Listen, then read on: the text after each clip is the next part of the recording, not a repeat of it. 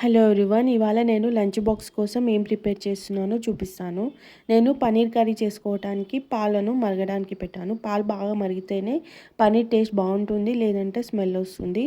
పాలు మరిగే లోపల నేను చపాతీ పిండి కలుపుకుంటాను.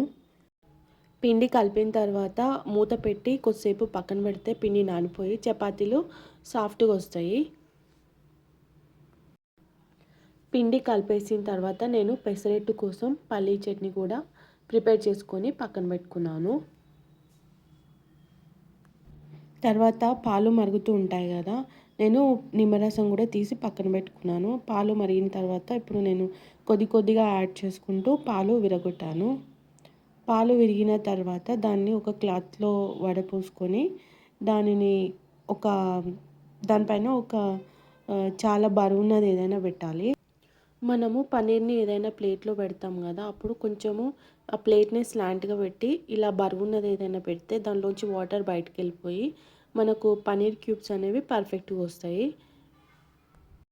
పన్నీర్ ప్రిపేర్ కావడానికి టైం పడుతుంది కాబట్టి నేను ఈ లోపల గ్రేవీ ప్రిపేర్ చేసుకున్నాను. టొమాటో, ఆనియన్, జింజర్ గార్లిక్, ఇంకా కొన్ని జీడిపప్పులు కూడా వేసి ఇది ప్రిపేర్ చేసుకున్నాను పేస్ట్ లాగా. తర్వాత నేను ఈ పన్నీర్ కర్రీ నేను రకరకాలుగా చేస్తుంటా. టైంని బట్టి స్టవ్ పైన ఒక ప్యాన్ పెట్టుకొని ఆయిల్ వేసుకొని నేను ఈ ప్యూరీని అందులో వేసి ఆయిల్ బయటికి వచ్చే వరకు కుక్ చేస్తుంటా. దీనికి టైం పడుతుంది కాబట్టి ఈ లోపల నేను చపాతీ కూడా చేసేస్తా. కర్రీ మధ్య మధ్యలో మిక్స్ చేసుకుంటూ నేను చపాతీ కూడా కంప్లీట్ చేసేసిన. ఇక్కడ మనకు గ్రేవీ ప్రిపేర్ అయిపోయింది. తర్వాత నేను ఉప్పు, కారం, గరం మసాలా అన్నీ వేసుకున్నాను. తర్వాత మన పన్నీర్ కూడా ప్రిపేర్ అయిపోయింది. చిన్న చిన్న క్యూబ్స్ తయారు చేసుకొని కర్రీలో వేసుకున్నాను.